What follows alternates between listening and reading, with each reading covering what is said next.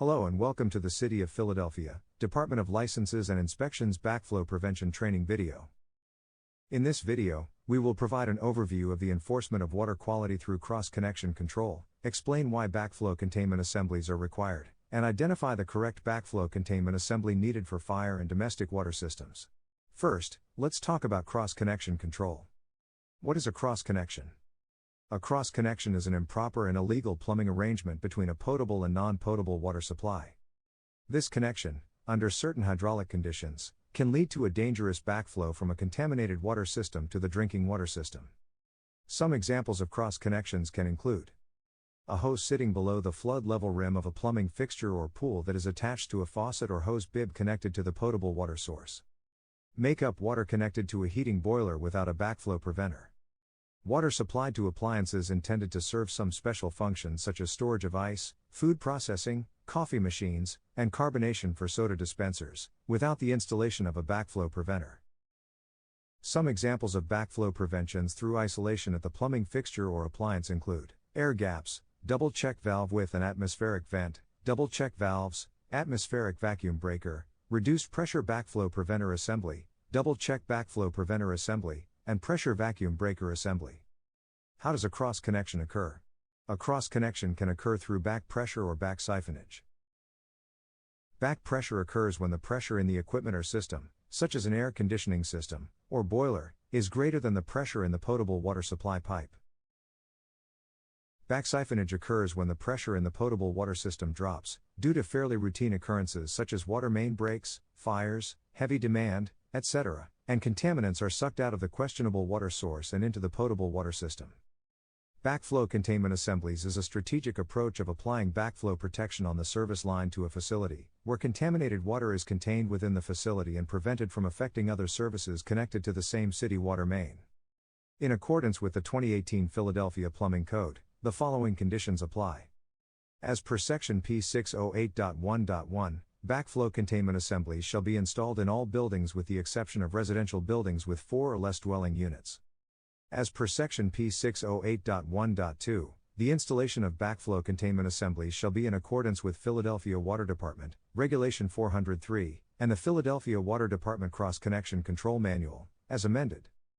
Backflow containment assemblies are also required on NFPA 13 and 13R fire suppression services.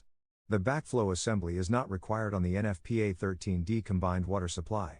As per Section P608.15.2.1, the termination of the piping from the relief port or air gap fitting of a backflow preventer shall discharge to an approved indirect waste receptor, or to the outdoors where it will not cause damage or create a nuisance. The installation requirements of backflow containment assemblies must meet the following conditions. 1. No backflow prevention assembly shall be installed creating a safety hazard. Examples include installing the assembly over an electrical panel, steam lines, boilers, or within a ceiling. 2. The backflow assembly shall be maintained as a unit, shipped from the manufacturer, and equipped with shutoff valves and test cocks. 3. There shall be no outlet, tap or connection of any kind to or from the supply pipe, between the meter and the backflow assembly, or connection to the main when the meter is not present. If a takeoff is necessary, it must be equipped with the proper Philadelphia Water Department approved backflow assembly. 4. For domestic service, the backflow preventer shall be located after the meter, as close to the meter as possible. 5. If the meter is located outdoors, the backflow assembly must be installed within 100 feet pipe run of the meter. 6. If the backflow assembly is located outdoors, it must be protected from freezing, flooding, and vandalism, such as within a heated enclosure. 7. Access is required for routine testing and maintenance. 8. Backflow assemblies for domestic water only must be the same size of the water distribution pipe. This does not apply to fire suppression services. 9. For new fire services, the distance between the backflow assembly and the water main shall not exceed 100 feet of pipe run.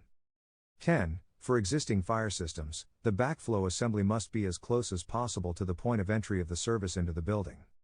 11. A backflow assembly must be installed at a minimum of 12 inches from the floor to the lowest part of the device, with a maximum of 5 feet from the floor to the highest part of the device and at a minimum of 12 inches from the nearest wall. 12. A backflow assembly must be installed on the suction side of any booster pump and ahead of any storage tanks or other equipment that may be connected to the service line inside the building. 13. A reduced pressure relief valve can discharge to a floor drain through an air gap fitting or discharge to the exterior of the building. The reduced pressure relief valve cannot be placed in a meter pit. A backflow assembly must be oriented properly both vertically and horizontally.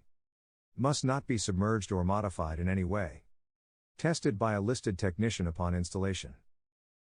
Here are 4 things you need to remember once you obtain the necessary permit to replace or install new backflow containment assemblies. Before your building inspection. 1. Check to ensure the backflow assembly is the correct type, either reduced pressure assembly or double check assembly. 2. Check and make sure the installed model corresponds with the approved plans in the Philadelphia Water Department CP 100 form. 3. Check for the proper orientation and clearances.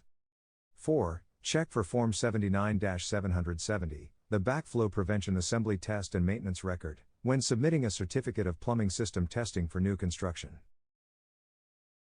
This is what the Philadelphia Water Department CP 100 form looks like. Here are 2 examples of different orientations and clearances. This is what the Philadelphia Water Department Form 79-770 looks like. Thanks for watching. For more information, or to check out the other instructional videos and resources, visit the website at www.phila.gov/li.